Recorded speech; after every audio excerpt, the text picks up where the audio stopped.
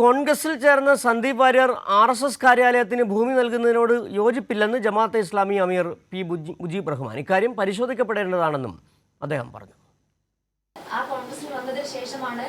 അതിൽ രാഷ്ട്രീയപരമായിട്ട് ആശയപരമായിട്ട് ആര് മാറുകയാണെങ്കിലും അതിനെ സ്വാധീനം ചെയ്യണമെന്നാണ്.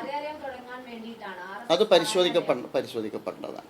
നമ്മളെ സംബന്ധിച്ചിടത്തോളം പെർഫെക്റ്റ് ഓപ്ഷൻ എന്നതല്ല നമ്മുടെ മുമ്പിലുള്ളത്.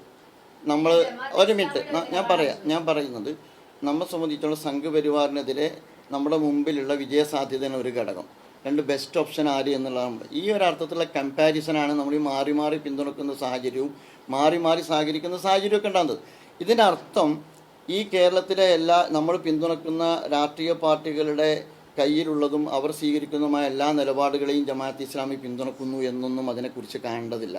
ഈ ഇലക്ഷനിൽ BJPയെ പരാജയപ്പെടുത്താനുള്ള ഓപ്ഷൻ ഏത് എന്നതാണ്. ഇലക്ഷനുമായി ബന്ധപ്പെടുത്തിയല്ല അതിപ്പോഴും അന്തരീക്ഷത്തിൽ കിടക്കുന്നുണ്ട്. അതായത് കോൺഗ്രസിൽ വന്നു ചേർന്നതിന് ശേഷമാണ് സന്ദീപ് വാര്യർ RSS കാര്യാലയത്തിന് വേണ്ടി ഭൂമി വിട്ടു നൽകുമെന്ന് പറയുന്നത്. അതിനോടുള്ള പ്രതികരണം സംഘപരിവാർ അനുകൂല സമീപനം ആര് സ്വീകരിച്ചാലും നമുക്ക് അതിനോട് സന്ദീപ് വാര്യർ എന്നുള്ളതല്ല ആരായാലും നമുക്ക് അതിനോട് യോജിക്കാൻ കഴിയില്ല.